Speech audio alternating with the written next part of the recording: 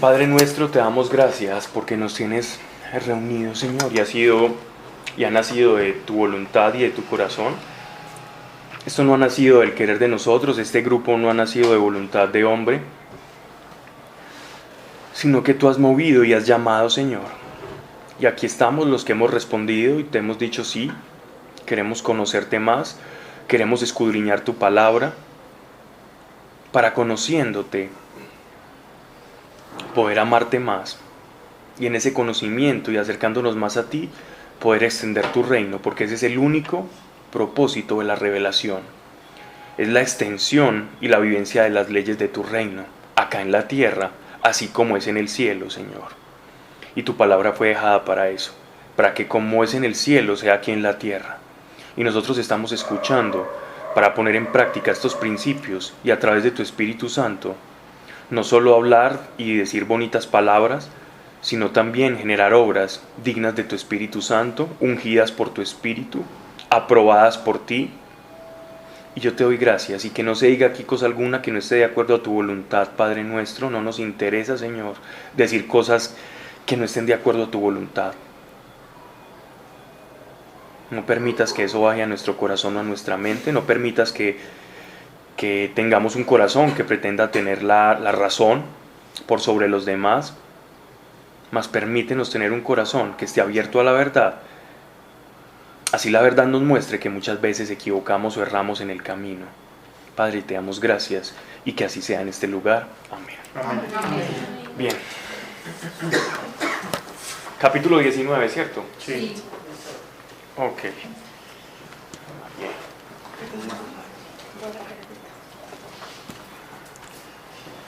Oráculo sobre Egipto.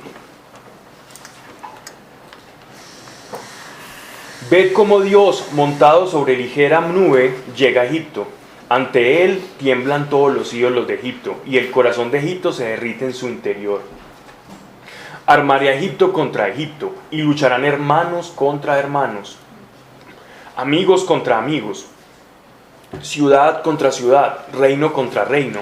Y el espíritu de Egipto será vaciado en su interior, y devastaré sus consejos, y preguntarán a los ídolos y a los hechiceros, a los evocadores y adivinos, y entregaré a Egipto en manos de duro dueño, y un rey fuerte se adueñará de ellos, dice el Señor, Dios de los ejércitos.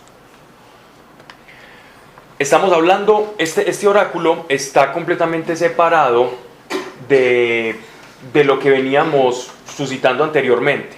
Pues separado porque recuerden que el oráculo del que hablábamos en el capítulo 18 era el capítulo que tenía que ver sobre Etiopía y sobre los hombres altos de piel cobriza, ¿recuerdan? O de piel bronce, de piel color bronce que iban a tener un problema también y que allá iban a sufrir persecución, que también iban a tener guerras y que iban a perder. Ese sector el que nos están hablando es el sur de Egipto. En el sur de Egipto queda Etiopía.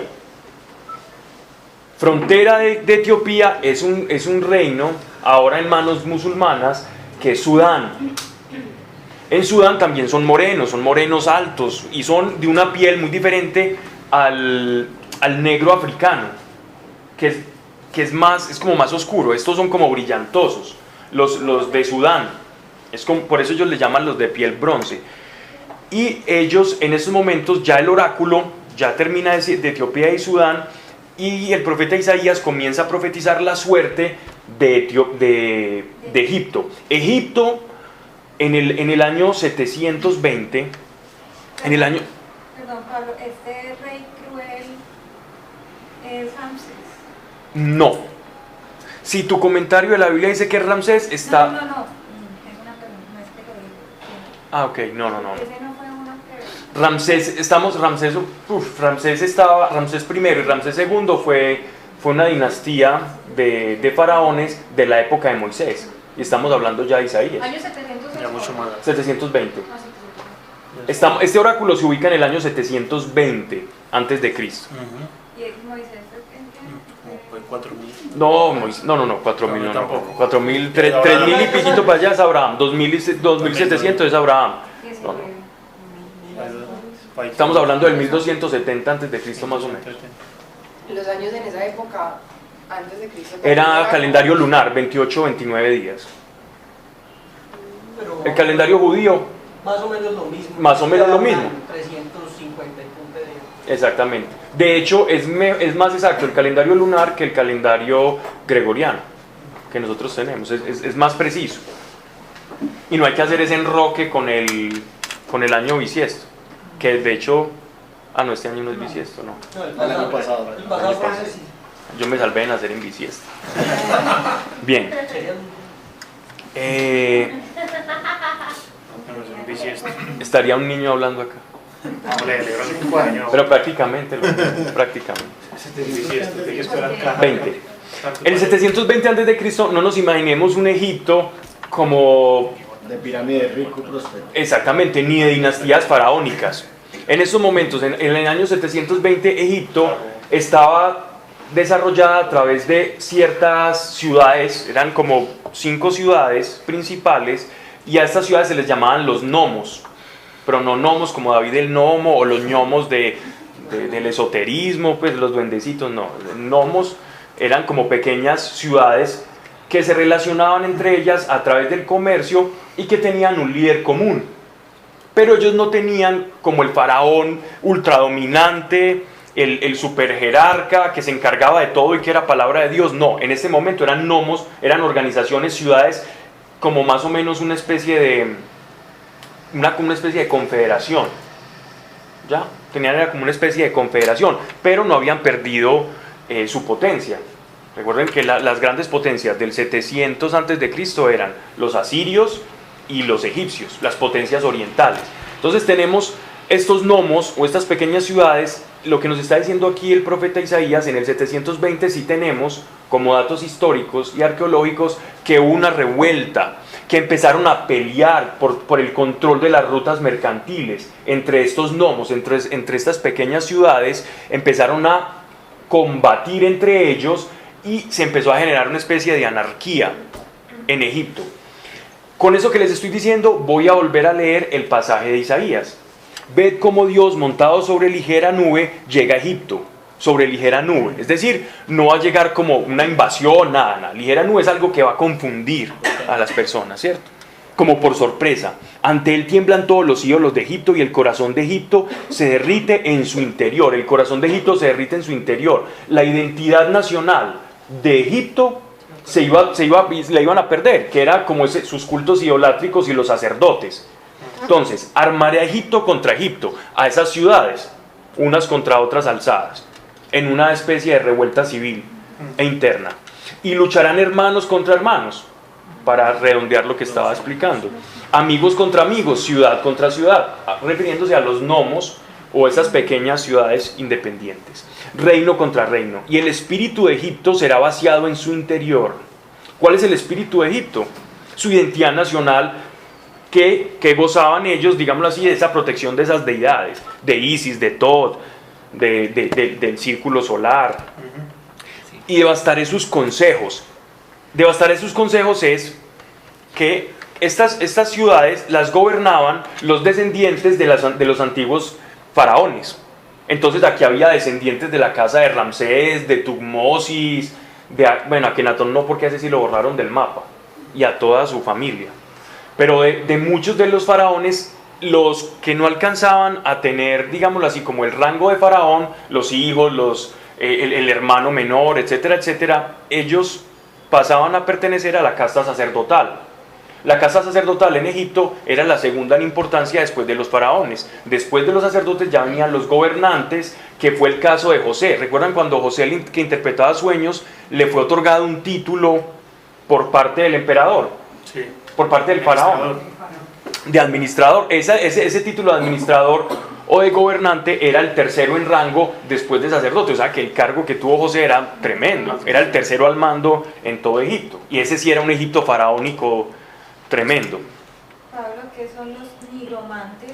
Nigromante es un hechicero alguien que hace ritos con la muerte, o sacerdotes que interpretan la muerte. Porque acá dicen, o sea, en mi Biblia está a los hechiceros, a los nigromantes y a los adivinos. Nigromante es alguien que utiliza la magia para comunicarse con los muertos. ¿Ya? Los que les gustan los juegos de rol o las cosas de calabozos y dragones y todo eso, sí que van a saber de eso. La nigromancia, la evocación, la invocación, etc. Bien.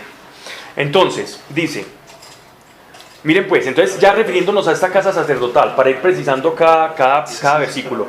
Y el espíritu de Egipto será vaciado en su interior, y devastaré sus consejos y preguntarán a los ídolos. ¿Los consejos de quién van a devastar? De los sacerdotes, ¿cierto? A los ídolos y a los hechiceros, a los evocadores. En el mío está evocador. Evocar es como producir algo en la realidad, algo que no existe, traerlo a la realidad. Eso es una evocación.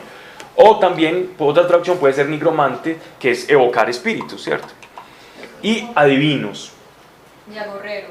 Agorero es lo mismo que adivino, son sinónimos. Dices que pitones. Pitones viene de las famosas pitonisas griegas que adivinaban, las nornas, la que da el presente, la del pasado. A esos diferentes, a esos magos que decían esos, supuestamente esos milagros, supuestamente. Sí, se está refiriendo exactamente a eso, a esos mismos. Es que recuerden, mira, hay una cosa que yo creo que ya lo había hablado, incluso acá en clase de Biblia, que habíamos comentado varias veces, y es que en la época en la dinastía de Egipto faraónica, existía un poder satánico muy poderoso, es decir, existía un poder satánico poderoso, bueno, un poder satánico, sí, verdaderamente que se manifestaba, ¿ya? Cuando llega nuestro Señor Jesucristo, digámoslo así, la esfera de influencia del demonio se disminuye mucho. Por eso dice el apóstol Pablo que ellos fueron, como que el acta está escrita en la cruz, y ellos fueron como intimidados. Y cuando Jesús dice, y lo vi caer como rayo, ¿ya? Entonces hay varios pasajes que nos muestran a nosotros que la influencia del poder de Satanás, después de la crucifixión de nuestro Señor, es prácticamente que el ser humano le dé la autoridad para que él gobierne o actúe sobre él. Satanás no tiene autoridad sobre las personas. No nos imaginamos cómo era, pues, mejor dicho, esa vaina. Pero podemos ver en las escrituras la cantidad de endemoniados, los hechiceros, los agoreros que verdaderamente ellos hacían cosas, no eran simplemente mequetrefes o culebreros, no, eran personas que hacían taumaturgia maligna. Hay un caso en los evangelios donde este hombre que levita, entonces que levitaba por el poder, y que los apóstoles oran por él y se da para el piso y muere. Y el espíritu de Egipto será vaciado en su interior y devastaré sus consejos y preguntarán a los ídolos y a los hechiceros, a los evocadores y adivinos. Es decir, la tercera potencia en la dinastía de Egipto, que eran los sacerdotes, van a confundir y se van a ver como unos tontos. Y entregaré a Egipto en manos de duro dueño, y un rey fuerte se adueñará de ellos, dice el Señor, Dios de los ejércitos. Lo que está haciendo Isaías es prediciendo, ese oráculo es para decirle al pueblo de Judá, miren, esto es lo que le va a pasar a los egipcios, esto es lo que va a pasar al pueblo de Egipto. ¿Por qué él les está hablando de la suerte? No es porque Dios ande chismeando sobre las otras naciones. La razón, el sentido de este pasaje es porque el pueblo de Israel, el pueblo de Judá, para ser más específico, veía en Egipto siempre un refugio. Egipto es mi refugio. Y si ese es mi refugio, Dios le está diciendo, ¿sabe qué va a pasar con el refugio que ustedes creen que es su refugio? Miren lo que les va a pasar. Desde Abraham siempre cogiendo pues de Pero la... ¿por qué, Sí. ¿por qué él no quería que fuera? No es que no quería, Él les está diciendo, ese refugio que ustedes tienen como refugio, yo sé lo que va a pasar con ellos y les voy a decir lo que va a pasar. Eso es lo que va a pasar con ellos. Pues sí, pero como en términos pues, geográficos o de que tuvieran un lugar a donde ir. ¿Por qué escogían Egipto? ¿Qué? ¿Qué es lo que estás preguntando? Sí, o sea, pues de todas maneras, porque, o sea, yo sé que Dios le estaba diciendo sí. Ellos tienen, mira, el contexto es el siguiente. Pero, no sé, o sea, porque era como malo o porque no podían ellos ser su refugio. Es muy simple, porque no iban a poder serlo. Es como si Dios te dice, tú tienes un viaje planeado en esos momentos para, ¿cómo es que se llama este estado? Nueva Orleans, allá en Estados Unidos, ¿cierto? Vas para Nueva Orleans y digamos que estamos antes de que pasara toda esa catástrofe que ellos tuvieron, con ese huracán y con el Katrina y con todo eso. Y Dios te dice, y esa población sufrirán esto, les pasará todas estas cosas, no vayas. Y vos estás- Dios, ¿tú por qué me estás diciendo que no vaya? Porque Él ya sabe lo que va a pasar. Es lo mismo. No vayan a buscar refugio allá porque no lo van a obtener.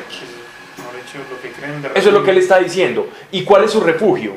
Porque es que ellos veían a ellos como una potencia. No, refugiémonos en Egipto. Si es que los asirios se nos van a meter, ¿dónde buscan refugio? El refugio natural. Un imperio Por que era antonomasia poderoso también. es exactamente. Pero por ejemplo Dios, ¿por qué está? Pues es que aquí se ve como si él estuviera enojado. Sí.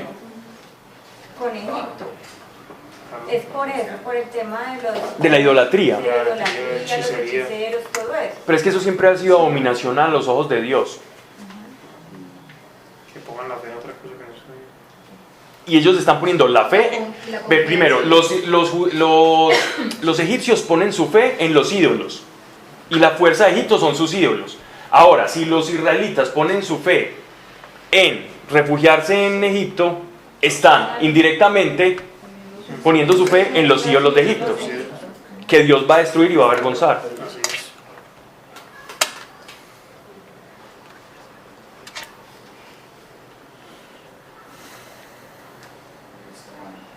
Pero no sé, háblate si quieres con ellos y quieres decir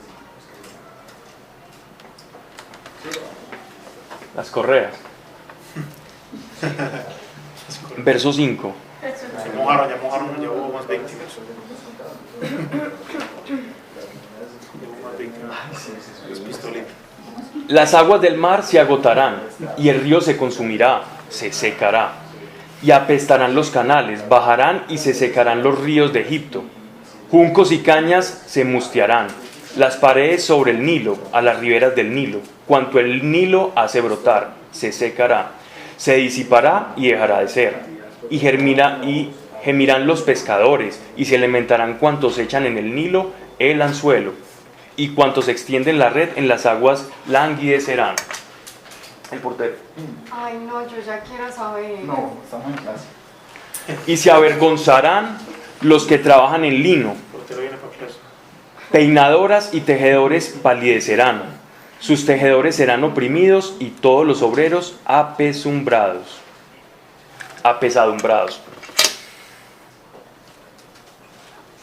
Ok. Bien, este pasaje tiene que ver con una ciudad, o con la ciudad, había una de las ciudades, una que quedaba al norte, o sea, la que quedaba más cerca de Israel, dependía exclusivamente del comercio y de las rutas mercantiles. Entonces, la destrucción de esta ciudad, o el que les empiece a ir mal a ellos porque vienen los árabes, entonces como lo que están narrando acá, que ellos van a perder su comercio por la incursión de tribus invasoras árabes, ¿ya? Y cuando dicen, vamos a leerlo, el río se consumirá, no se están refiriendo al Nilo como tal, se están refiriendo como a los cauces, que van a tener un mapa acá para mostrar, bueno, Como los que lo alimentan. a los que llaman los deltas o las entradas que van formando el río Nilo, porque de ahí dependía gran parte del comercio de Egipto. Ellos allá hacían tejidos, ellos se caracterizaban por tejer y por la industria del mar. ¿Qué va a pasar? Cuando vengan los árabes, ya no nos están hablando de los asirios sino de los árabes, cuando vengan tribus árabes van a dañar ese comercio de Egipto y estas ciudades les va a comenzar a ocurrir esto. Dice, y apestarán los canales, bajarán y se secarán los ríos de Egipto, juncos y cañas se mustearán. Esto de juncos y cañas no es que vaya a pasar algo literalmente en el río, se están refiriendo a tanto las clases económicas que estaban por encima como los más desfavorecidos. Los juncos son los fuertes, poderosos, adinerados, y las cañas, ¿me entendés? Entonces como, ok, las praderas sobre el Nilo, a las riberas del Nilo, cuanto el Nilo hace brotar, se secará, se disipará y dejará de ser. O sea, todo lo que hace fructificar el Nilo, la economía de Egipto, va a comenzar a palidecer. Y gemirán los pescadores y se lamentarán cuantos echan en el Nilo el anzuelo, pescadores y tejedores, y cuantos extienden la red en las aguas languidecerán, y se avergonzarán los que trabajan en el lino. ¿Por qué?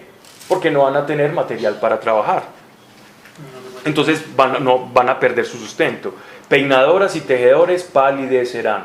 Sus tejedores serán oprimidos y todos los obreros cansados o se sentirán mal, fatigados. Verso 11. Los príncipes de Zoán. En algunas Biblias aquí la palabra no es Zoán, ¿cierto?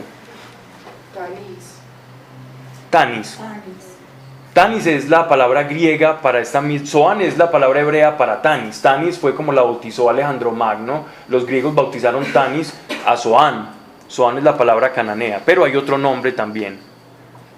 No sé si, a ver, busquemos una traducción, alguna que sea diferente a Zoán o Tanis. También dice Zoán también. Traducción hebrea. Zoán es la palabra hebrea para Tanis, ¿cierto? Es la ciudad que quedaba más cerca hacia Judá, ¿cierto? Al nordeste. Los sabios consejeros del faraón son de necio consejo. ¿Cómo decís al faraón, somos hijos de sabios, hijos de antiguos reyes? ¿A quiénes se están refiriendo? Los sabios consejeros del faraón son de necio consejo. ¿Cómo decís al faraón, somos hijos de sabios, hijos de antiguos reyes? ¿A qué casta se están refiriendo? A los sacerdotes. Verso 12. ¿Dónde están pues tus sabios? Infórmente y dente a saber lo que Dios de los ejércitos ha determinado sobre Egipto. Los príncipes de Zoán son del todo locos. Los príncipes de Memphis van errados. Los jefes de sus tribus engañan a Egipto. Dios ha derramado en su interior un espíritu de vértigo y escarrían a Egipto en cuanto hacen como se tambalea un borracho al vomitar. Y no habrá para Egipto obra alguna, háganlo cabeza y cola, palmera y junco. Todos, el pobre y el rico, la misma cosa, porque viene el invasor. Pablo, aquí Isaías, ¿en dónde se encontraba profetizando? ¿En qué parte? Él estaba profetizando directamente. En Judá. Estaba en Judá. En Judá, hablando sobre los egipcios. ¿Pero por qué estaba profetizando? Uno, para mostrarles que la seguridad de los egipcios no podría ser la seguridad de los israelitas. La seguridad de los israelitas es Dios, no Egipto, en primer lugar. En segundo lugar, porque los egipcios iban a buscar refugio en Israel. Esto iba a pasar mucho tiempo después. Iban a pedir refugio e iban a hacer una alianza junto con los asirios. Pero eso, como en el capítulo 20 lo vamos a ver. Vamos a leer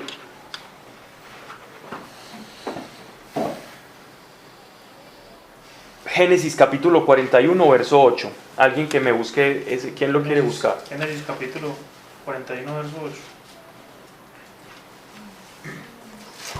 Y por la mañana... Y otro, qué pena, Dani. Y otro, Éxodo capítulo 7, verso 11. Y por la mañana su espíritu estaba turbado y mandó a llamar a todos los magos, sacerdotes adivinos, y a todos sus sabios de Egipto. Faraón les contó sus sueños, pero no hubo quien se los pudiera interpretar a Faraón. Ok, nos estamos refiriendo a la misma clase de sabios o sacerdotes. Éxodo 7:11. Entonces llamó también Faraón sabios y encantadores, e hicieron también lo mismo los encantadores de Egipto con sus encantamientos. Ok, se están refiriendo exactamente a esa misma casta. Memphis era la capital en ese tiempo de Egipto, ¿cierto? Era como la ciudad más importante. Verso 16. Aquel día serán los egipcios como mujeres, se aterrarán y temblarán ante la mano agitada de Dios de los ejércitos. Se refiere a mujeres, es como de miedo. Se refiere a mujeres porque las mujeres no pertenecían a la casta de soldados. Entonces, ¿qué hacían las mujeres y los jóvenes y los niños cuando llegaban los invasores que estaban curtidos en armas? Corran. No porque fueran incapaces, sino porque no estaban formadas militarmente. Aquel día serán los egipcios como mujeres, se aterrarán, no es un sentido peyorativo, se aterrarán. Así dicen mujerzuelas. Así que espera. Que serán como mujerzuelas. Que son mujerzuelas. Una mujerzuela es... Una mujerzuela. Desde la vida de ¿Es eso que estás pensando? mujerzuela sí significa eso. No. Es correcto. ¿Qué? Sí, no, significa ramera, diafa, prostituta, meretriz, casquivana, diafa.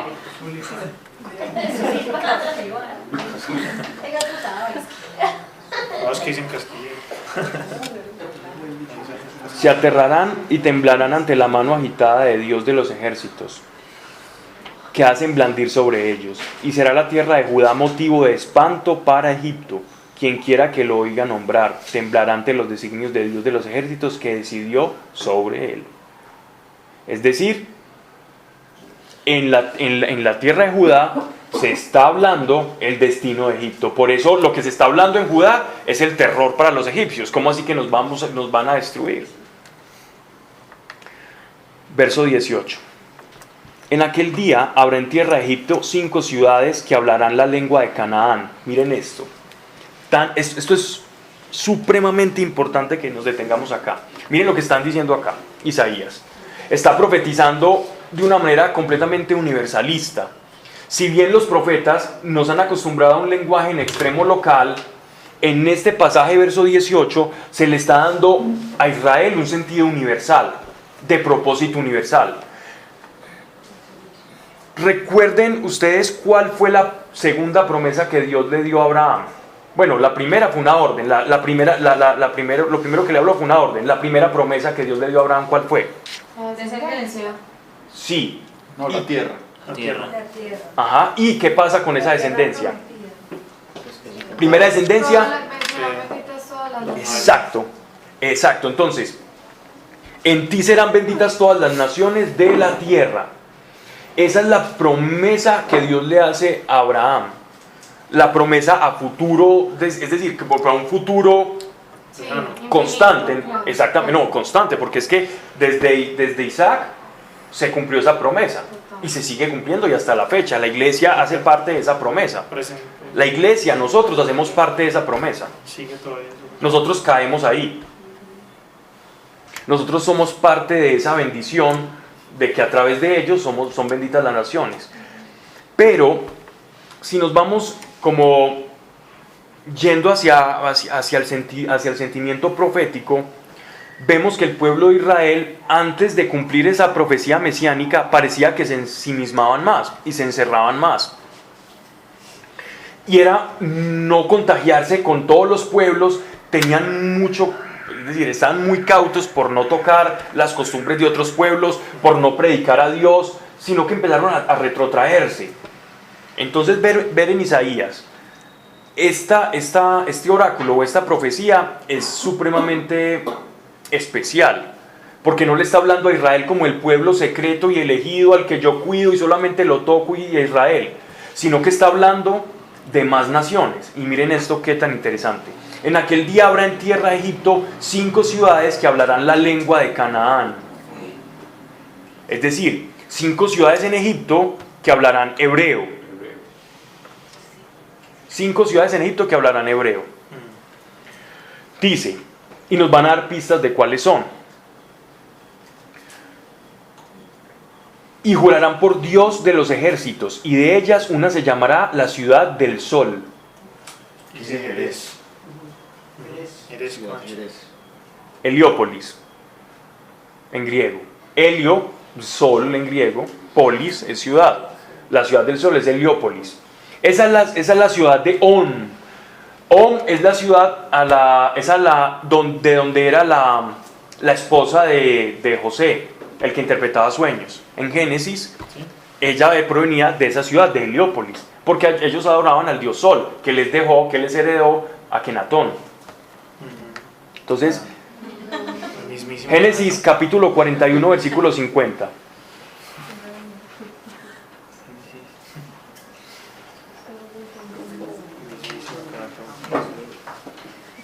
¿Qué pasa?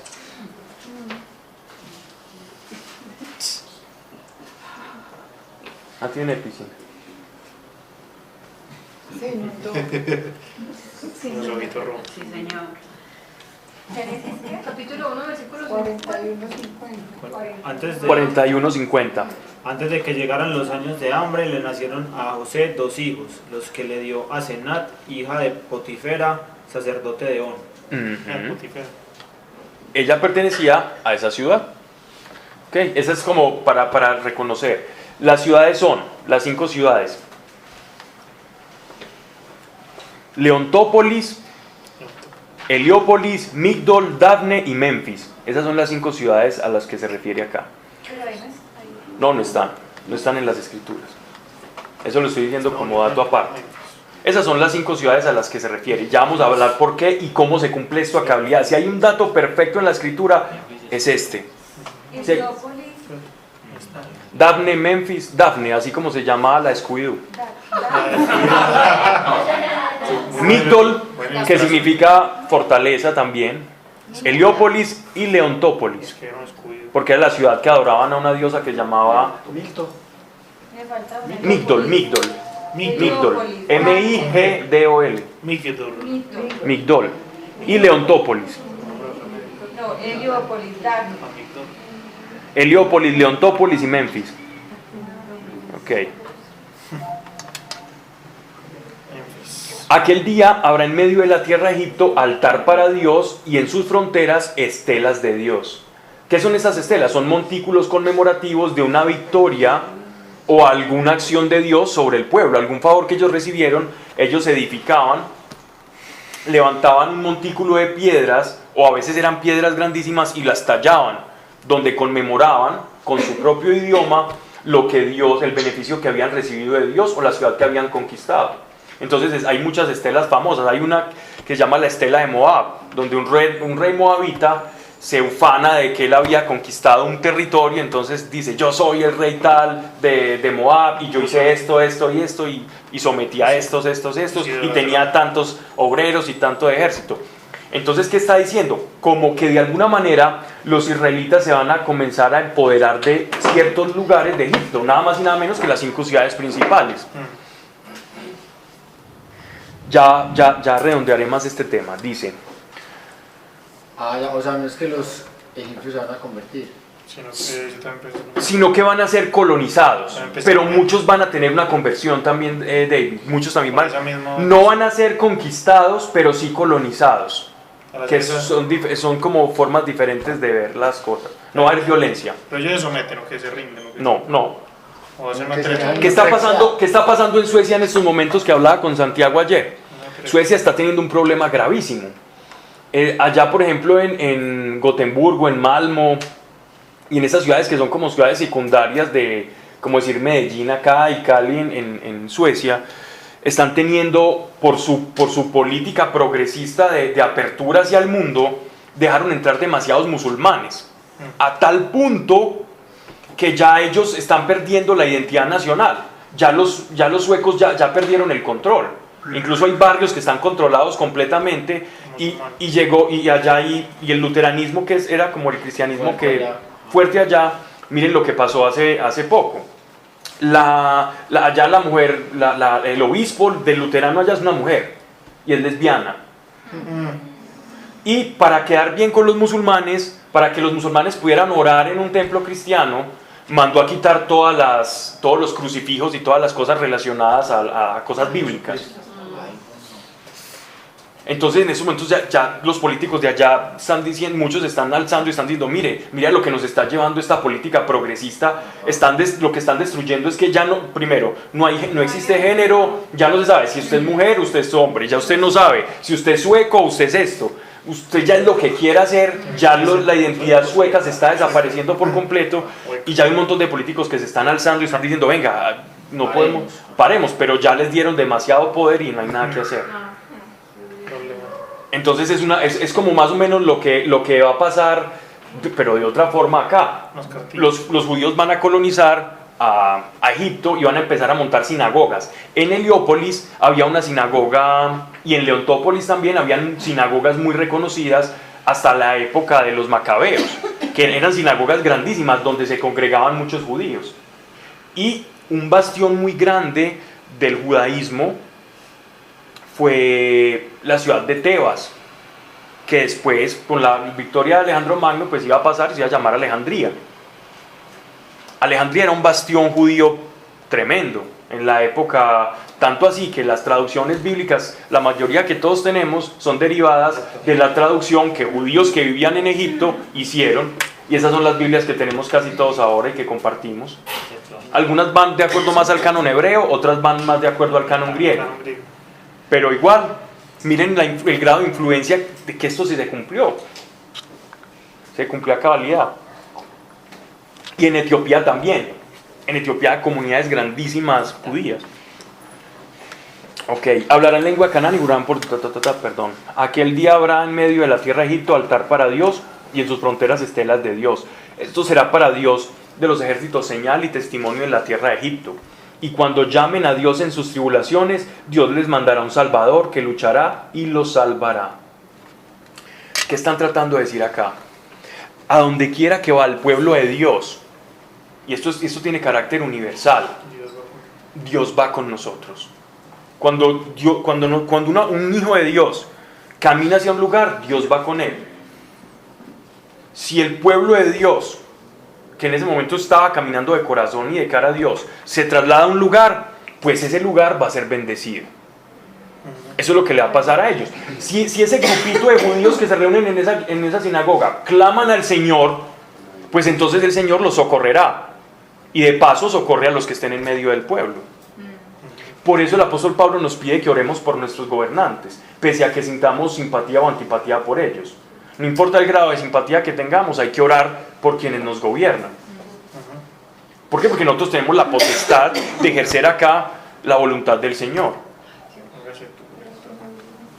Y además Dios los escoge, Dios escoge cada autoridad que tenemos. Más bien nosotros obtenemos la que nos merecemos. Permite. Sí, por eso fue trabajar.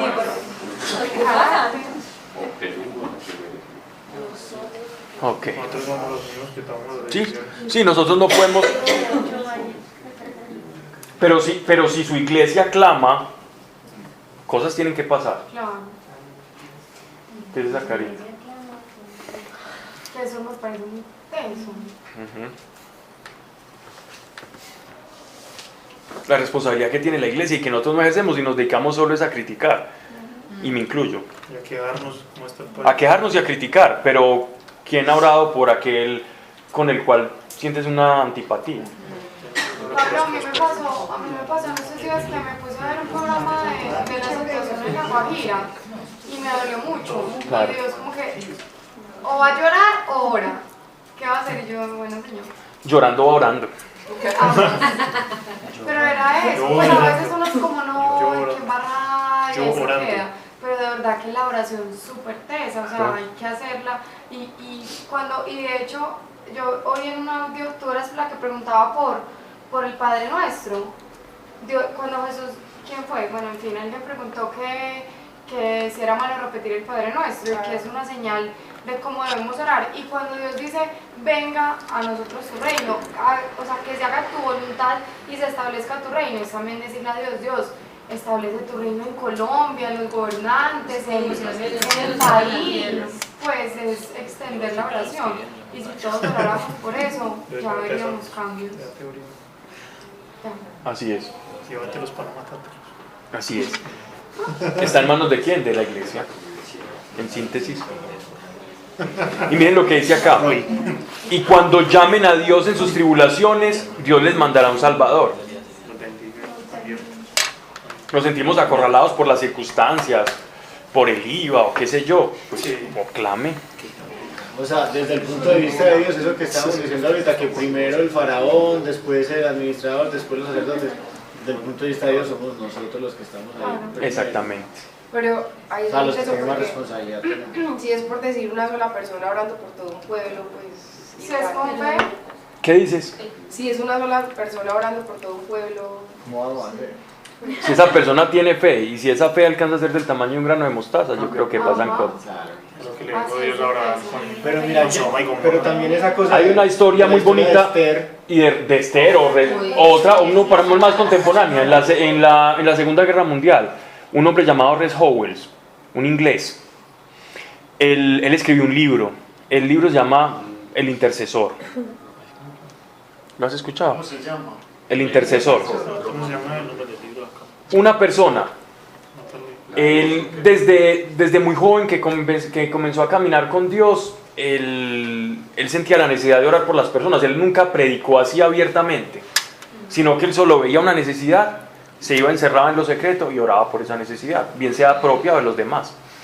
Este hombre cuenta en su libro, ya pues cuando él descubre como esa vocación y ese llamado de interceder por las personas, él estaba orando cuando la Alemania nazi, recuerden ustedes cuando los nazis van a bombardear a Gran Bretaña, allá, por aquello de este, no sé, era el primer ministro Churchill. Chamberlain, Ya había caído Chamberlain. Churchill. ya, que era el de Francia, No, Chamberlain era británico. pero él era el que había hecho el pacto. Él cuando empieza la guerra, él cae. Y sube Churchill. ¿sí? Sí.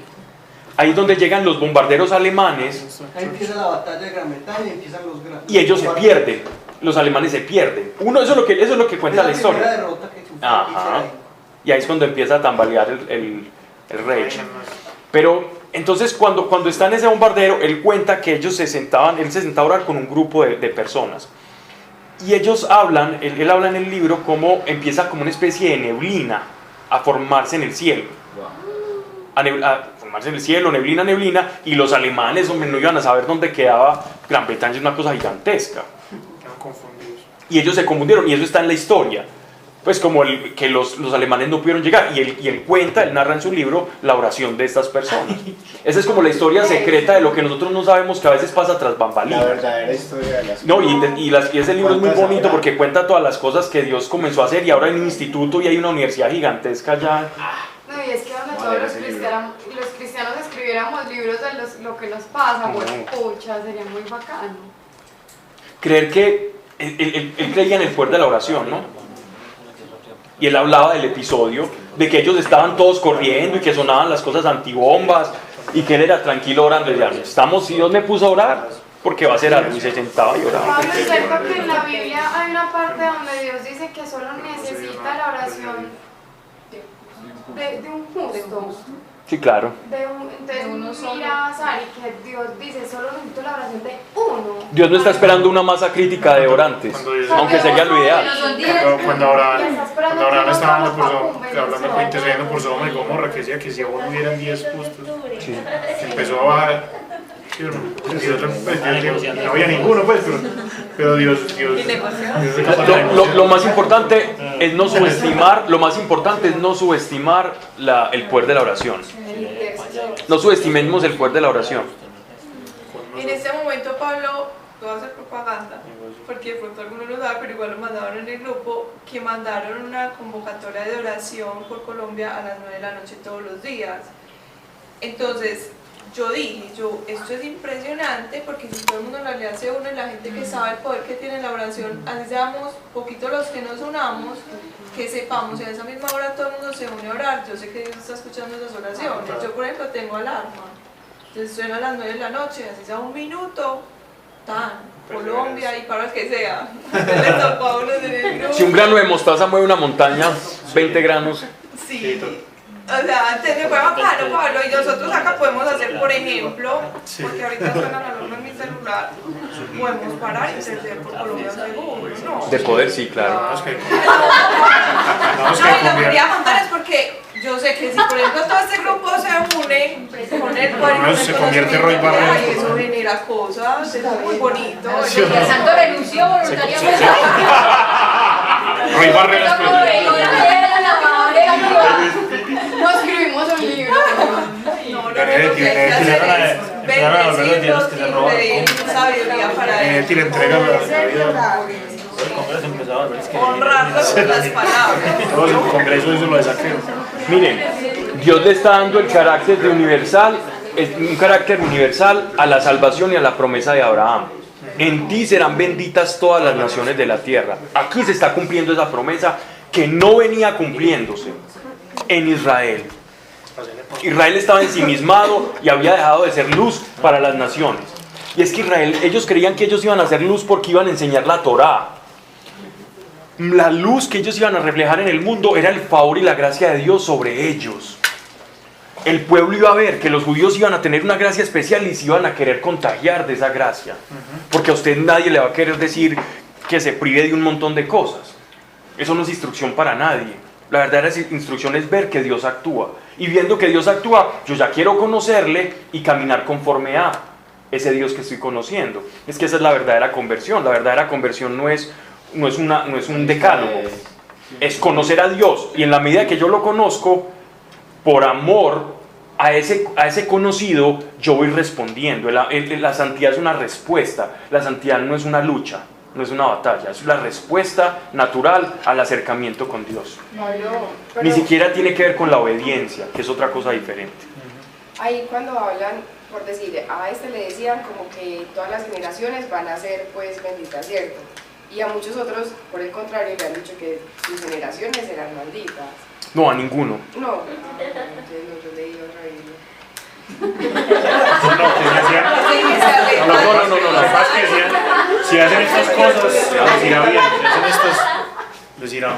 Si hacen hasta de generaciones. O sea, lo que Dios decía es que si hacen estas cosas, les irá bien. Si se alejan de otros, les irá mal. Pero la pregunta era, como ese tipo de cosas se siguen cumpliendo hasta el día de hoy, como de generación en generación, entonces eso se sigue cumpliendo hasta el día de hoy. Sí, claro. Pero mira, Sario, para no como cortarte la pregunta, pero sea a lo que te referís, pero es más como lo que dice Alejo, él simplemente vaticina, si ustedes hacen esto, les va a pasar esto, si hacen esto, les va a pasar esto, no es que de antemano le esté maldiciendo a todas las generaciones, pero sí bendijo a una generación en especial. Hay personas que no pueden con esto. Yo tuve la oportunidad de hablar con una persona, es un médico, ya muy entrado en años, y él decía, la Biblia me encanta, yo la amo, excepto que Dios tenga un pueblo elegido. Grave, entonces no había 80% de la Biblia. Luego, si yo elijo a uno, no rechazo al otro. No, de ninguna manera. Eligiendo a uno no está rechazando al resto. Eligiendo a uno le está dando una misión especial a uno. Mijo, vaya, cómpreme una bolsa de leche. Entonces, el elegir a uno de mis hijos para que compre una bolsa de leche, ¿estoy rechazando a los otros? No, es una elección. Claro, le hace guapanela a todos con la bolsa de leche. Y con esa elección, para que cuando llegue le va a hacer la guapanelita a todos. Pero nosotros siempre estamos mirando con el ojo, con el ojo mezquino. Siempre es, si a alguien lo señalaron, si lo miró a él, entonces ¿por qué no me miró a mí? Si le dio esto a él, ¿por qué no a mí? Siempre es el ojo mezquino, el ojo del ser humano con raíz de amargura en su corazón. Lo que hizo Pablo es que la elección del pueblo es con toda la responsabilidad gigante de que lo dieran a conocer a él. De que no se le cayera la lechita en el camino. Es una responsabilidad enorme. Y sabes que no lo cumplieron. Además, Lo tuvo que venir a cumplir él. Realmente eligió fue a una persona y a su descendencia, Abraham, y la línea y la línea de Jacob. O sea que a la final ni siquiera es un pueblo, o sea, un pueblo ya es como que se amplió para que se ampliara para toda la tierra. Pues, ese es el verdadero sentido. Estoy entrando al afecto del hombre. Dios entrando al afecto del hombre a través de una persona que se vuelve un pueblo, que se genera toda, pues, supuestamente la semilla es la plantación. Una simiente, eso es el todo. Y peleamos por la palabra pueblo elegido. Sí. Pueblo elegido para un propósito específico. Y el propósito es bendecir a todas las naciones. ¿Vos qué sos? ¿Vos sos otra nación? Pues vení y te bendecimos. Con la responsabilidad que eso trae. Es que con una duda de lo que estabas diciendo ahorita tú, que la santidad es diferente a la obediencia, pero la obediencia no me llevaría a la santidad. O en viceversa. La santidad no conlleva la obediencia. Mira, los judíos eran muy santos, muy obedientes. No eran santos. Los fariseos eran obedientes al cubo. Es decir, no ayunaban una vez sino 3 veces a la semana. No diezmaban de todo su producido, sino que diezmaban de cada cosita. Porque la santidad es como el convencimiento de porque lo estoy haciendo, más no el cumplimiento de la ley. Más como la imagen de nuestro Señor. Sí. Pero santidad también significa pueblo apartado para Dios. Cuando el Señor se refería al pueblo. Es que la santidad va más con la fe en Cristo. Más como el Señor, haciéndome más. Que con las obras. La obediencia es necesaria, pero la obediencia Porque es que Dios no quiere esclavos, Dios quiere hijos. Un esclavo puede ser muy obediente, pero muy lejos del corazón del Padre. Y difícilmente por la obediencia ser santo, ¿no? El pueblo me honra con sus labios, pero su corazón está lejos. Pero ellos, pues digamos que el tema ahí es que tampoco entendieron esa responsabilidad, esa misión que tenían. Algunos, por ejemplo, Isaías acá les estaba predicando esa responsabilidad. Y esto se cumplió. Esto acá, varios de los judíos, porque miren lo que estoy diciendo. En Siria prácticamente se judaizó, y en la época del apóstol Pablo, Siria era completamente judío, y habían sinagogas que esparcían el germen. Cuando digo germen me refiero a la semilla de Dios. En Egipto también, y se esparcieron por todo el mundo, y muchos llevaron la fe. Entonces cuando Pablo predicó, recordemos Hechos de los Apóstoles, Pablo predicó en un terreno que ya era llano, que ya estaba fértil. Cuando Pablo y los apóstoles salen a Europa, ¿a dónde primeramente predicaban? A las sinagogas donde esto se está cumpliendo, donde ya había una bendición de Dios, porque ya los judíos habían llevado la palabra. Entonces él llegaba allá, y a partir de esas sinagogas él comenzaba su predicación a los gentiles. Lo que llaman prosélitos, pues. Primero a prosélitos. Eran los prosélitos. Gente que simpatizaba con el judaísmo, estaba más cerca. Exactamente. O los prosélitos eran también los judíos convertidos de la gentilidad. De otra raza, pues. Sí. O un prosélito, hablando en idioma actual, un prosélito es alguien que está entrando como en una fe o conociendo una fe. Exactamente. Entonces miren que las bases de la estructura de la iglesia, de los inicios de la iglesia primitiva, se fundan en esta palabra de Isaías. Miren, en aquel día habrá una tierra de Egipto hará que los egipcios le conozcan y Yahvé, Dios hará que los egipcios le conozcan, y Egipto conocerá aquel día a Dios, y le ofrecerán sacrificios y oblaciones, y harán votos a Dios, y los cumplirán. Es decir, en esos pueblos va a haber un asentamiento judío, y muchos también se convertirán. Y Dios castigará a Egipto hiriendo y sanando al idólatra, pero también va sanando la tierra conforme él va entrando. Y se convertirán a Dios, que se dejará mover a compasión y lo curará. Que son afectos que solo tiene nuestro Señor, o manifestaciones con su pueblo elegido. Luego, si su pueblo elegido va a otra tierra, allá esa tierra también va a ser lo mismo. Por extensión De su palabra. Y ese es el mensaje, ese es el propósito del pueblo de Israel. Ese es el verdadero sentido. Verso 23. 22.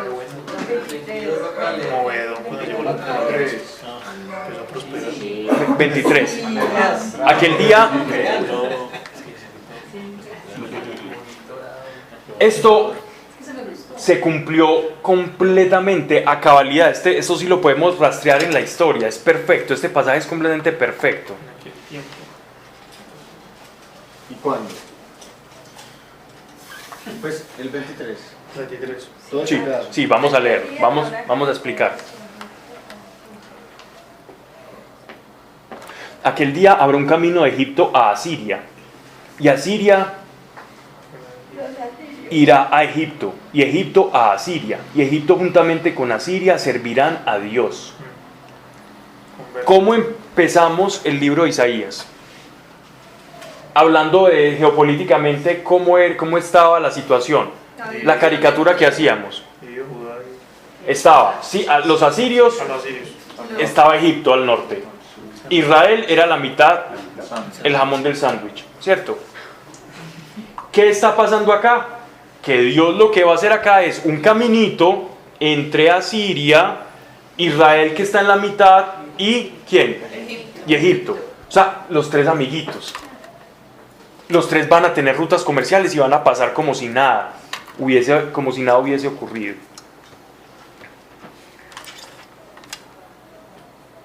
Aquel día Israel será tercero con Egipto. ¿Qué quiere decir esto? ¿Qué quiere decir esto? Miren, que primero va a haber una alianza de Asiria con Egipto, después de que ya los judíos estén viviendo allá, va a haber una alianza entre Asiria y Egipto, y después de esa alianza van a ser partícipes a Israel, e Israel va a hacer una alianza con ellos, y es una alianza que es permitida por Dios. ¿Por qué? Porque ya ellos están cumpliendo su propósito y su papel en Egipto. Están evangelizando a Egipto y a Siria. Ya están cambiando las idolatrías. Exactamente. Entonces por eso va a poder haber una sinergia entre esas tres capitales. Dos potencias e Israel que siempre estaba en medio. Y Asiria como bendición en medio de la tierra, bendición de Dios de los ejércitos que dice, bendito mi pueblo de Egipto y Asiria, obra de mis manos, e Israel mi heredad. Estas palabras son muy fuertes. Y son muy fuertes también para ciertas posturas de corte político actuales, digámoslo así, de ciertos extremistas de Israel. ¿Cierto? Esto pega fuerte. Dios ama al sionismo. Sí, Dios. Esto es fuerte, porque es que Dios está diciendo, es que el problema mío no es con las personas, ni con la piel del otro. El problema mío es con el corazón del hombre. Conviértanse a mí. Si ustedes van y me muestran y me manifiestan a mí, entonces yo llamaré a esa tierra, tierra mía, y la cuidaré. Así sea la tierra más terrible como Egipto y Asiria, que eran, mira cuánto hemos venido hablando de Asiria, las cosas más terroríficas, en ese lenguaje poético. Misericordia de Dios. Entonces, ¿cómo Dios puede referirse a un mismo lugar de dos formas tan diferentes, como con miel y hiel? Y ahí no tenía nada que ver todavía Jesús. Pues, okay. Sí tiene que ver en sentido máximo, tiene todo que ver. Es que Jesús tiene todo que ver desde Génesis. No, yo entiendo, Pablo, sí, pero digamos que en ese momento era el pueblo elegido y ya. Era bendecido. Okay. Pero era pueblo elegido ¿para qué? Para que naciera el Mesías. Sí, pero entonces el hecho de que él mencione ahí a otra tierra que no fuera judía, pues que no fuera el pueblo, ya ahí eso me imagino que por eso es que choca tanto. Pues claro. Ya Jesús viene y hace otra cosa, pero en esa época sí era solo el pueblo judío. Pero en esa época no chocaba, ellos entendían que de alguna manera, es que esto ocurrió, es que ellos entendieron, esto ocurrió, eso se cumplió. Del Señor. Sí. Y es que judío no es el que nace en un lugar, sino el que se adhiere a la religión judía. Reconocer el verdadero Dios. No tiene nada que ver la tierra, sino el corazón, la circuncisión. ¿Y cómo? ¿Les chocas ahora? Tampoco. Hay muchos sacerdotes judíos, yo estuve leyendo sobre estos pasajes de sacerdotes y ellos hablan de la universalidad del mensaje del judaísmo, es decir, que el judaísmo no tiene fronteras, no está circunscrito a Israel. El judaísmo es una elección de Dios y que yo puedo practicar el judaísmo aquí en Cafarnaún. Y si hay un hombre devoto, conforme al corazón de Dios, practicando la Torá, la ley, y en el caso de nosotros siendo hijos de Dios, allá va a estar el Señor. Y esa tierra va a ser bendecida en tanto yo esté. ¿Qué hacemos nosotros como pueblo? ¿Qué estás pensando? No, o sea, es que como lo que dijiste es que ese versículo choca mucho. Sí. Pero como la clase política. Pero es no. A una facción política, no a nosotros. A nosotros no nos tiene, antes a nosotros nos alegra. Yo sé que a nosotros a nosotros nada que ver. No, como estabas diciendo de que a unos les chocaba. Yo era por eso que estaba. No. Radicales. Sí. A unos radicales que ven en enemigos a todo el mundo, pero por ver enemigos en todo el mundo dejan de cumplir su misión, que es manifestar a Dios, ¿cierto? Y se encierran en sí mismos. Y ver a Dios llamando tierra de él a una tierra. No, esas palabras tan bonitas, ¿no? Exactamente, eso es muy bonito. Dice, bendito el pueblo mío. Pero miren que las personas que tanto critican los pasajes de la Biblia donde parece que Dios habla muy fuerte, nadie nunca menciona este pasaje. Ese pasaje tan bonito cuando dice Dios es nadie nunca menciona esto. Siempre nos acomodamos. Bendito el pueblo mío, o sea, es como enternecido con... Porque allá me están honrando, allá estoy, yo lo llamo mi pueblo, así de simple. Con cariño, así como... Recuerden, miren que en el Evangelio cuando nuestro Señor manda a los apóstoles de dos en dos, ¿qué les dice él cuando vayan a una casa? La paz. Y si no son merecedores, se la quita otra vez. Lo que les dice que lleva es la paz. Uno puede dar paz, uno como un ser humano. No. A ver si no angustia.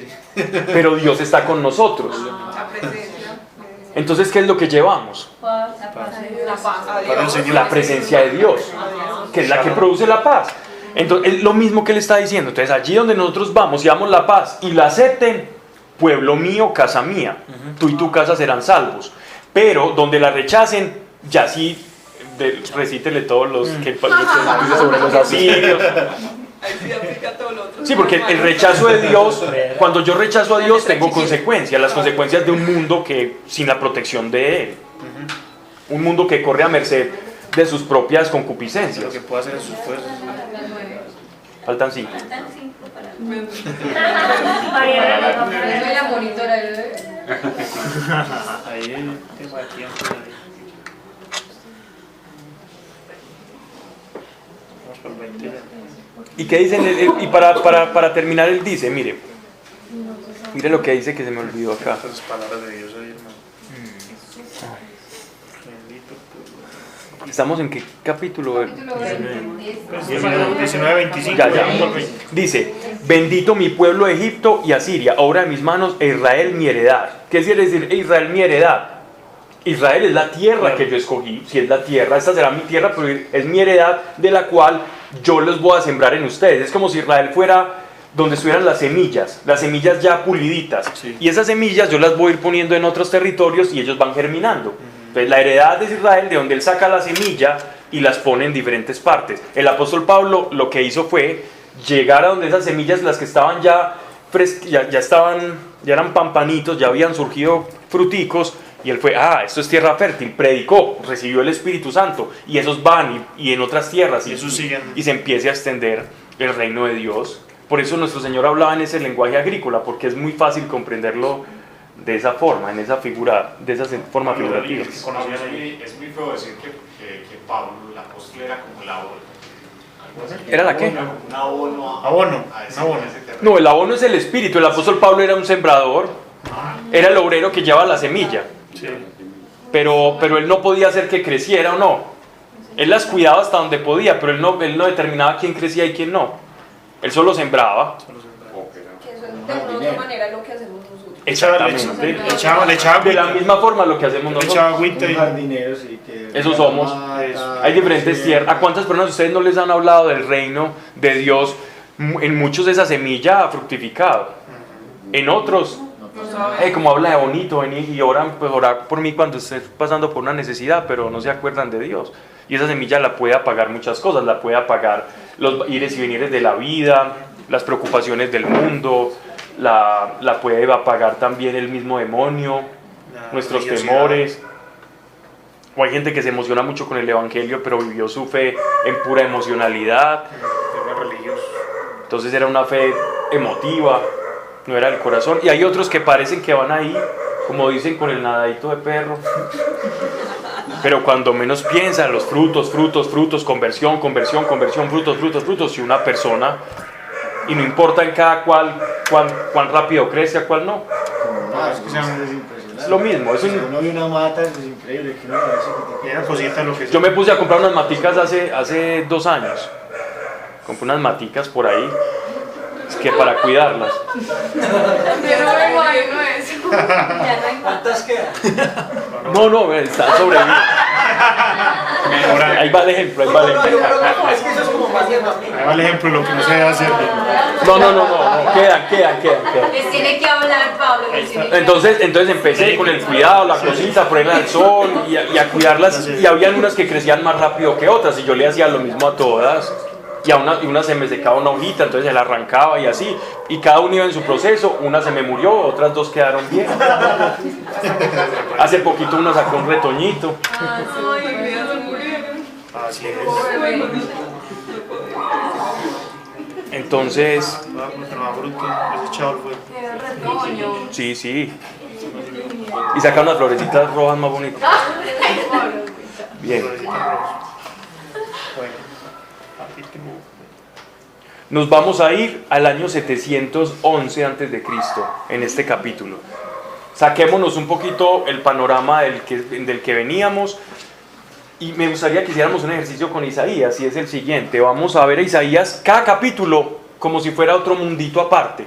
Así estén conexos, cada capítulo es una situación aparte. Isaías habló tanto que hay que estudiar cada capitulito supremamente independiente, y en esa forma Isaías no se nos va a hacer algo cargado, ni como intentar ver eso qué pasó, cómo así el 700 donde no. Y son muy cortitos, Sí.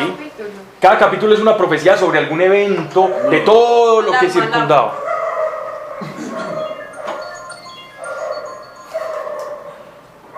pasa una muñequita de esas alemanas. Hora de comer. No, Pablo, ¿las quieres hacer? Puedes detener. Se convierten de su mano. Por todos los que nos gobiernan, Dios gracias. Por los gobernantes, Mariana, te pido por los gobernantes. Sí, Los no, que tienen Pablo cursos, bueno. Dios está mío. molestando nada. Al que le caiga el guante. Al que le caiga el Roy, que se le echan. Ya, Mariana, ya ¿lo has visto con otra vez. Es más juiciosa, no hay que ser. Le caiga la Roy.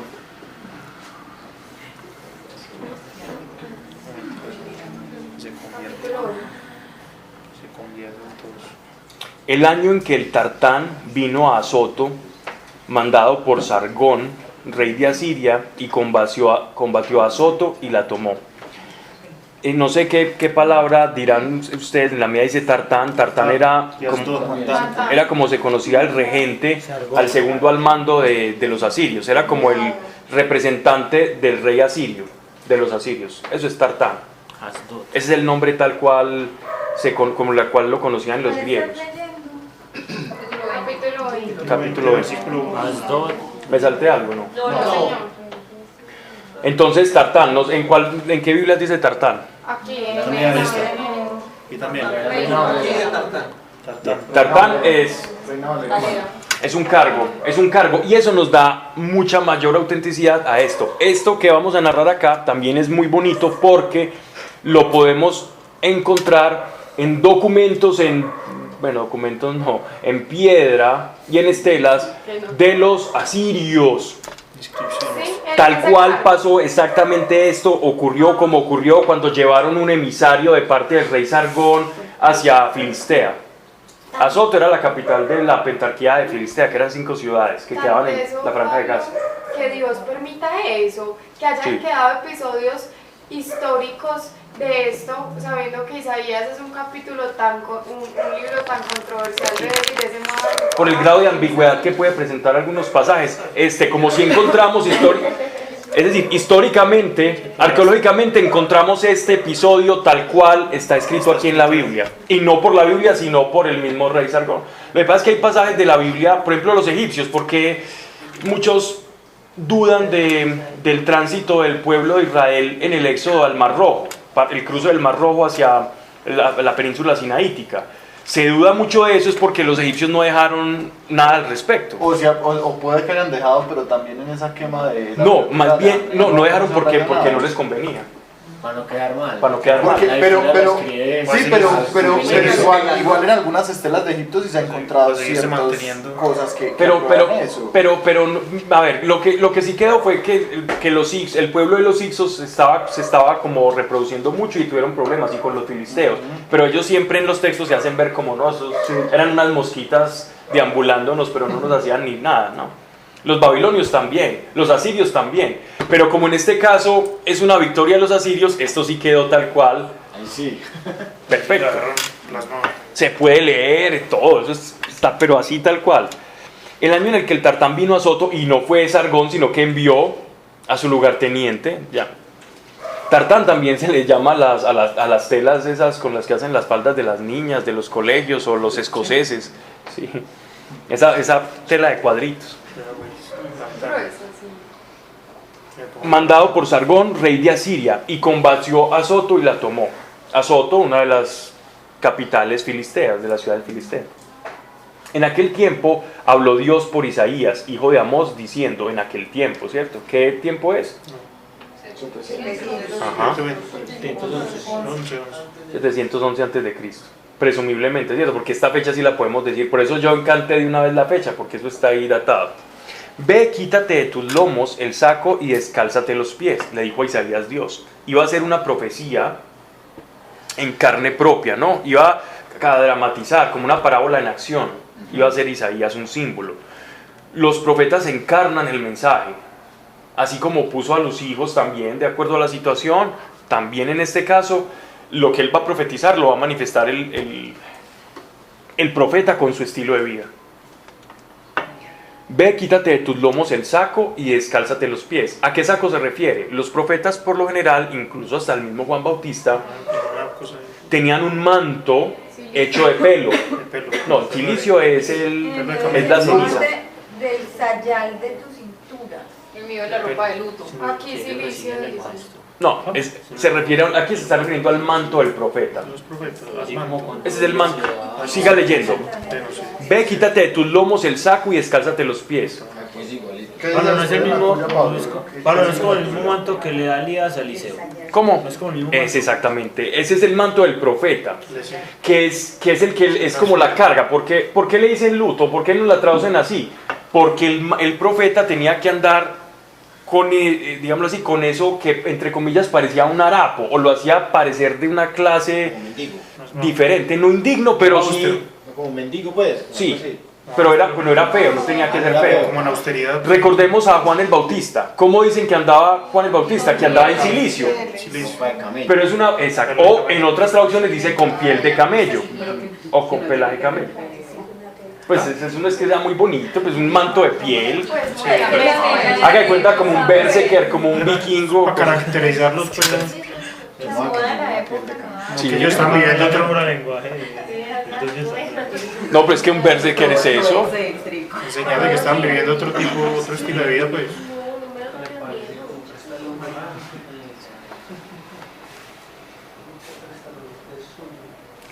Segunda de Reyes, capítulo 1, verso 8. Alguien que me busque ese, por favor. Y otra persona, Zacarías, capítulo 3, verso 4. Zacarías 13:4 lo explica mejor lo que estoy enseñando. ¿Segunda de Reyes qué? 1:8 y Zacarías 13:4. Zacarías 13.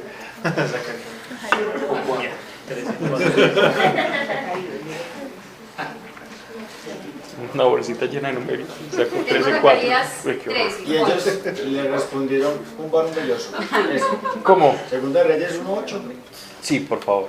Y ellos le respondieron un varón velloso y ceñía sus lomos con un cinto de cuero. Ajá. El hombre llevaba un manto de piel. Es decir, como respondiéndole lo que es un profeta, o cómo está vestido un profeta. Y vamos a Zacarías 13:4. En aquel día los profetas se avergonzarán de sus visiones proféticas. Ya no engañarán a nadie vistiéndose con mantos de piel, sino que cada cual dirá, yo no soy profeta, sino agricultor. Ahí está. Desde mi juventud la tierra ha sido... Lo que distinguía a los profetas era ese manto de piel.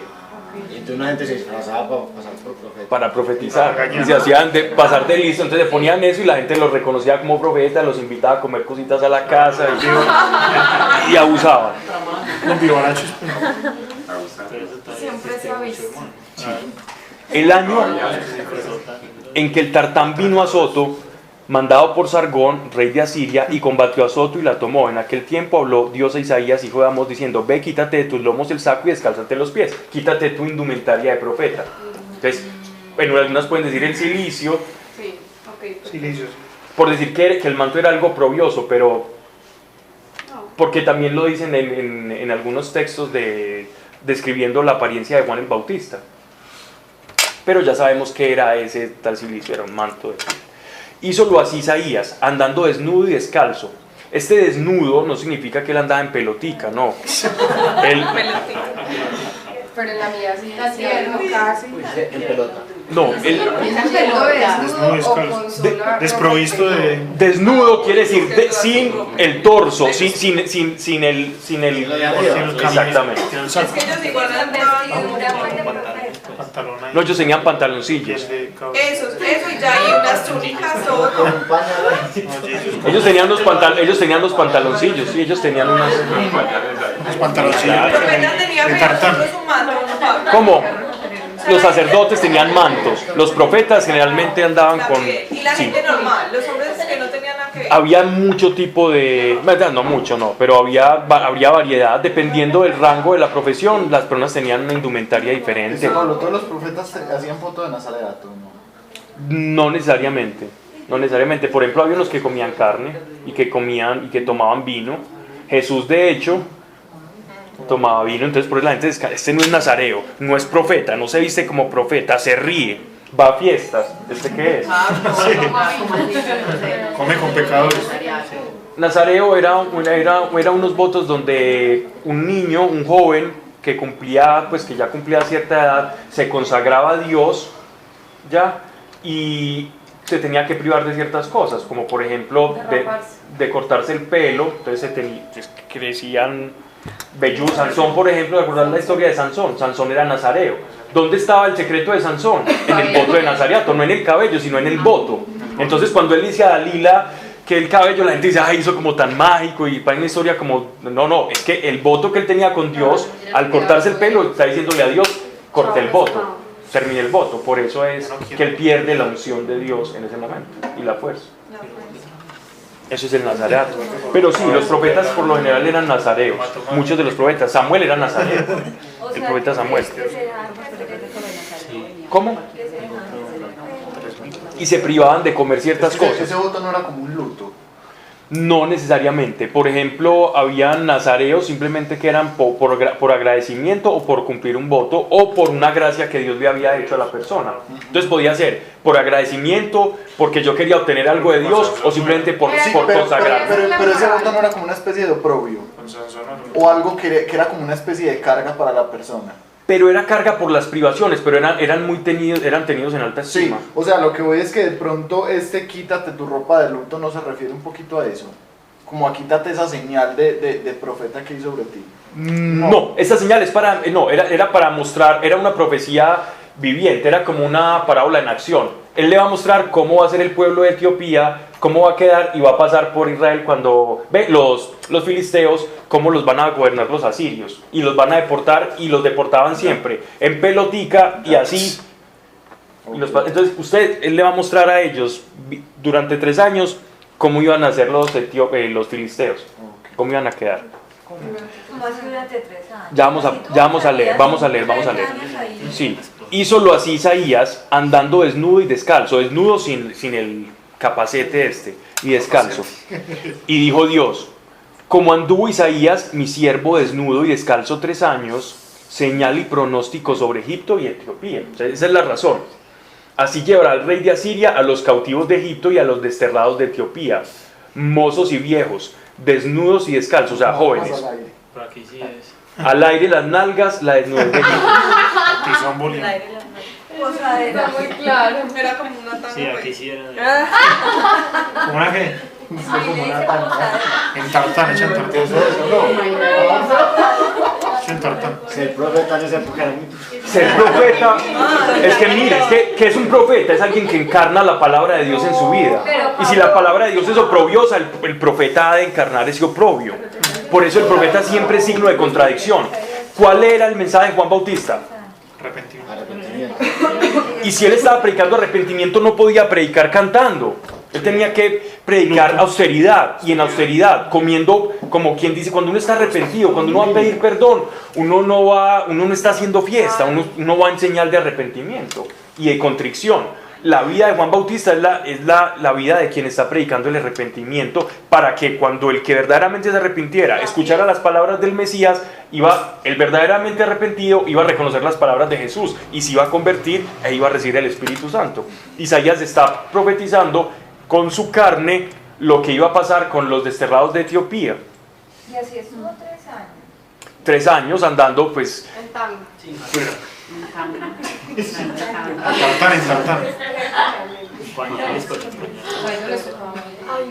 Eso y descalzo, 3 años. A uno le toca muy poco. Yo creo que los tener, Dios.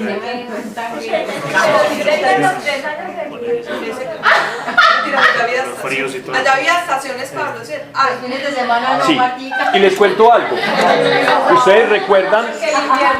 ¿Ustedes recuerdan de dónde provenía Isaías? ¿De qué casa provenía Isaías? Isaías era primo del rey de Judá. Isaías era un cortesano. ¿Pero primo de quién? ¿De los reyes? ¿De cuál de todos los reyes? De Acaz. Él era pariente primo de Acaz, de la corte del rey Acaz. O sea, que la vestimenta de Isaías era una vestimenta muy bonita, pero pues con el lomo de profeta, con el señor de profeta. Y en esos momentos ver a Isaías de esta manera, el mensaje tenía que calar en el pueblo. Es como usted ver pues a la chica que se pavoneaba por allá vestida con un costalito. Usted la veía y llama más la atención porque hace el contraste. Es exactamente lo mismo. ¿Qué le pasó a esta?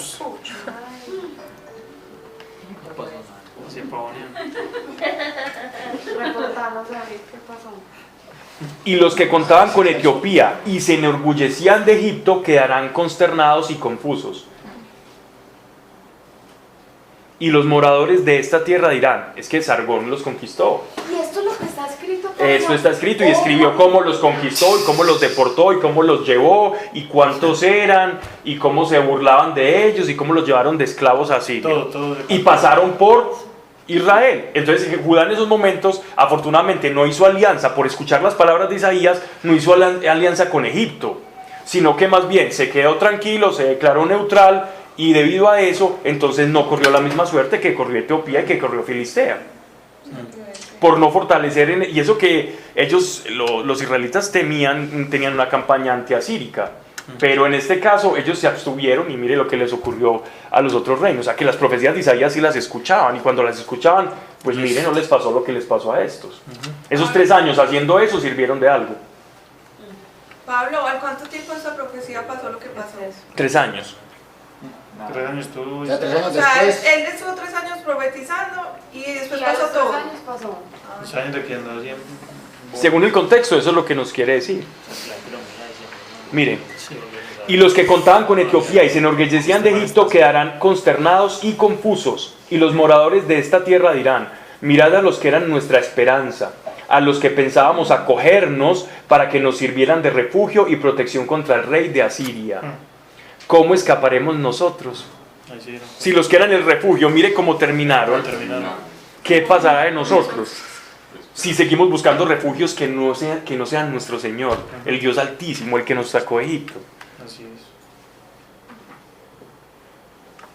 Bien interesante, ese pasaje es muy bonito. Miren que ya van cobrando sentido las profecías de Isaías, que uno dice, pero es que ¿por qué habla tan duro? Uno ya va entendiendo el contexto de la época. Uno dice, bueno, ellos en estos momentos les está diciendo todo el tiempo, mírenme a mí, están pasando cosas alrededor terroríficas, yo sé que tiembla, sé que se escuchan ejércitos, rumores de guerra, pero no los miren a ellos, mírenme a mí, mírenme a mí, mírenme a mí. Eso es lo que les está diciendo Dios todo el tiempo. ¿Por qué miran siempre para otro lado y me dejan de mirar a mí? ¿Por qué se asustan tanto? Si yo estoy con ustedes, y eso nos lo sigue repitiendo ahora. Así es. Vamos para el 21, ¿verdad? Sí. Esto es bien interesante. Aún Dios sigue haciendo eso, ¿no? Habitualmente Siempre. cuando uno se refugian algo, Dios dice, por ahí no es, ¡pum! Y tumba eso que uno... Es que la idolatría de nosotros no va a ser con Mamón, o con los dioses Baales, o con Astarte, o con Dionisio, o qué sé yo, con cualquier deidad, con Vishnu. Nosotros no nos vamos a ir detrás de esos dioses. Nuestros dioses van a ser todo aquello en lo que nosotros depositemos nuestra esperanza. La idolatría de un creyente, ¿cómo es? Sus temores. Uno puede idolatrar un miedo. Una promesa. El ahorro, un trabajo. El trabajo, la nacionalidad que tengo. Ay, yo sé, como en Colombia está tan maluquita, yo como tengo nacionalidad australiana, entonces yo sé que cuando las cosas aquí se... Suerte que te ahí los dejo, señores. Yo oro por ustedes. Entonces, tengo mi esperanza ya. Resulta que allá la erupción de un volcán, ¡prum! Ya. Así es. Va a Inglaterra en manos de los nazis, ¿cierto? Y después los nazis todos confundidos. Después llegan ellos y ya los empiezan a invadir. ¿Quién iba a pensar eso? Después de cómo les había ido a los franceses. ¿Quién iba a pensar que Inglaterra en ese momento iba a ser refugio? Pero Dios lo hizo un refugio. Pero el hombre no lo vio como eso. ¿El problema de quién es? ¿De dónde tú depositas? La idolatría depende de dónde tú pones tu fe, tu confianza. Esa es la verdadera idolatría. Por eso dice que el amor al dinero es idolatría. Porque el dinero es lo que me da a mí la estabilidad y la seguridad, la falsa seguridad. Si yo tengo dinero en el banco, estoy tranquilo. Si no, para tomar una decisión necesito el dinero. Pero no pienso si estoy bien con Dios. Pienso es cuánto tengo en la chequera. Exacto. Si no lo tengo, no hay nada. Chequera, como si se usara ya. Verso 1. Oráculo. Todavía. No, hombre. Cheque cruzado. Sí. Sobre el desierto del mar. Como huracán del Negev, Desencadenado viene del desierto, de la tierra espantosa. Me ha sido mostrada una dura visión. Saquémonos ya de contexto lo que estábamos hablando ahorita. Esto es otro pasaje aparte. Viene Isaías fragmentado. Viene del desierto de la tierra espantosa. Me ha sido mostrada una dura visión. Saqueadores saqueando, asoladores asolando. Sube Elam, asedia Media. Y hago las medias, los medos. Elam, los elamitas, que son los árabes que circundaban a Babilonia. ¿Esto es qué año entonces, Pablo? Aquí estamos hablando ya por la destrucción de Babilonia. Estamos hablando 538. Caída de Babilonia, sí. Estamos hablando 538, o sea, al futuro, mucho más hacia el futuro. Dice, sube a Elam, asedia Media, y hago cesar todo gemido. Por eso mis riñones se han llenado de espasmo. Soy presa de dolores como el de la parturienta, y aturdido. Ya no oigo, espantado, ya no veo. Pasmóse mi corazón, el terror me invadió. La hora del crepúsculo, por mí deseada, se trocó para mí en espanto. Nos están hablando de dos pueblos, los elamitas y los medos. Esas expresiones él ya las había usado. Sí, sí, sí.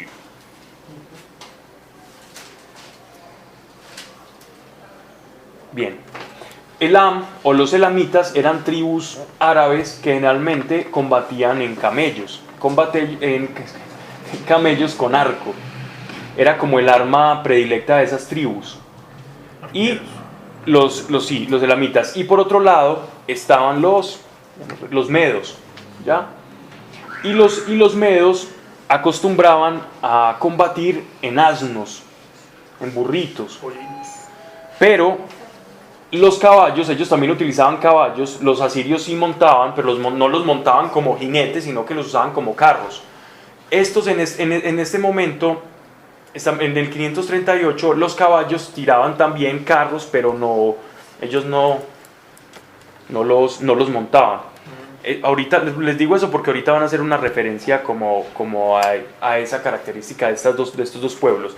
Resulta que Ciro, conocido como Ciro el Persa, hace una alianza con los elamitas y forman una alianza tribal. Y esta alianza tribal es la que en últimas va a producir la caída de Babilonia. Ciro encabeza esa alianza, lo nombran como una especie de rey, y él, unificando estas tribus, va y produce la caída de Babilonia. Verso 5, han puesto la mesa, han tendido el mantel. Nos está diciendo como si Isaías, la visión de Isaías es como si Dios lo hubiera puesto a él en una especie de sueño como extático. Y él se ve como si él fuera un vigía, como esos que van en el ejército diciendo, están en el norte, están en el sur, vean, se están escapando, tienen un ejército de tantas personas. Él está como en el medio de esa visión. Y él está viendo en esa visión que Elam, los elamitas y los medos se están uniendo y van a entrar a Babilonia. Y por otro lado, Dios le da otra visión. En esta visión, verso 5, nos sitúa desde el lado de los enemigos que no saben que van a ser asediados. Entonces están en el salón de banquete, en el salón real, del palacio real, banquetes grandísimos, un portón gigantesco, y hay una mesa servida donde ellos están todos tranquilos comiendo sin saber lo que va a pasar. Entonces dice, estamos hablando del rey de Babilonia. Han puesto la mesa, han tendido el mantel, se come, se bebe. Ellos están hablando, una corte departiendo, contando las cosas, cuánto va, cuántas mujeres tengo ya, cuántas cosas tengo, cuántas vainas, y van hablando ahí, uno se ríe, el vino va, el vino viene. Arriba príncipes a engrasar el escudo.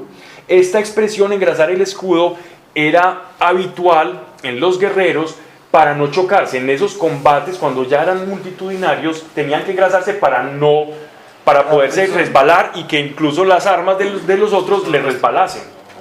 Entonces engrasaban, como quien dice, estaban comiendo y levanten y engrasen. Arriba príncipes a engrasar el escudo. No sé qué expresión tengan en sus Biblias. Sí, engrasen el escudo. Levantados o príncipes, ungid el escudo. Exactamente. Pero si ungid el escudo, ungid es engrasar, pero ungid puede sentir, exactamente, uno la puede confundir con bendición. No, en este caso es engrasan literalmente para el combate, porque los cogió desprevenidos. Porque así me ha dicho el Señor: ve, pon una atalaya que comunique lo que vea. En estos momentos acuérdense que que Isaías está como si él estuviera en medio de una visión y viendo todo eso, y él personificando como un vigía. Una atalaya es como un vigía. Un centinela, un vigía. Una torre. ¿Él está cuántos años antes de todo esto? 150 más o menos. Sí, más o menos, sí, claro. Estamos hablando de 538 a 702 desde Cristo. Pon una atalaya que comunique lo que vea. Y si ve un tropel de caballos de 2 en 2, o sea, refiriéndose a los medos. Tiros de asnos también. Ellos montaban en asnos, pero los caballos los utilizaban para los carros. Tiros de camellos.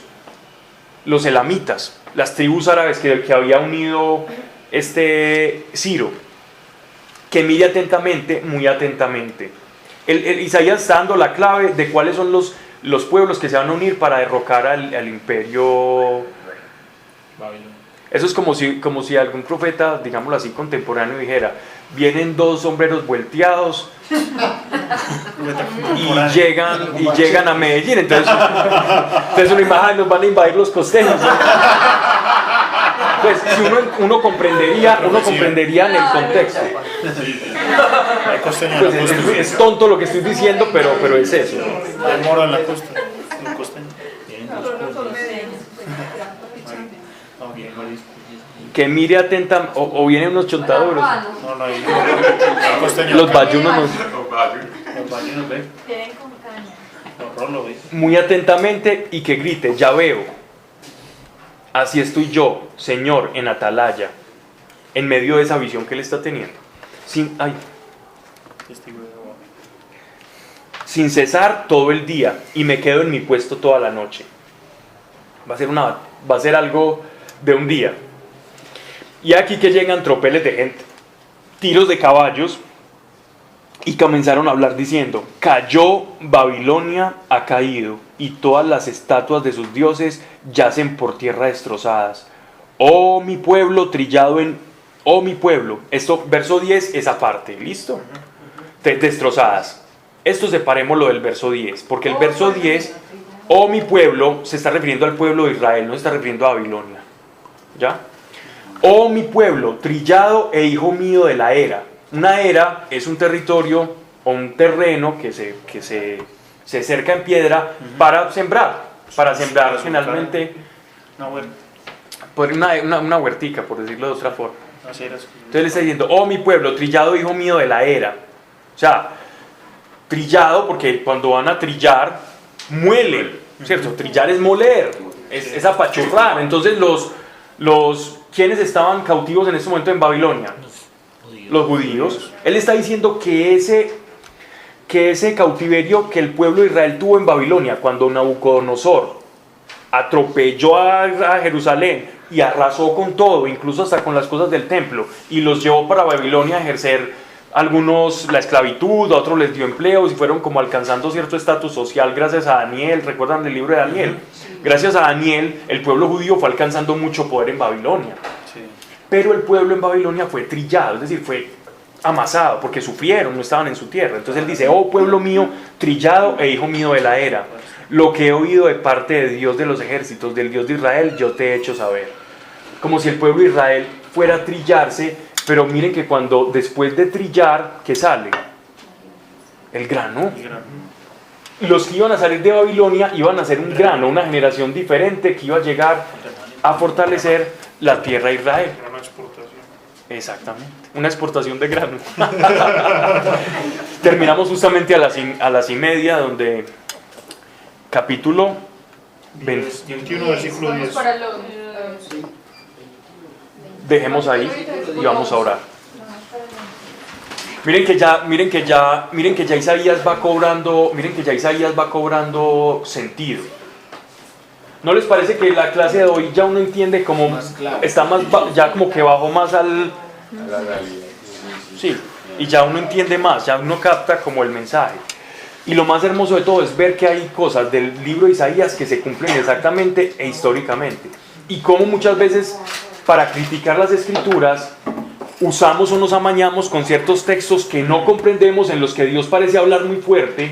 Y dice: ay, Dios, ¿por qué habla tan fuerte? Pero no leemos y no usamos para ver la gracia de Dios en todo ese plan de salvación que tiene, no usamos los textos donde Él nos está mostrando el principio del por qué Él habla y cómo habla.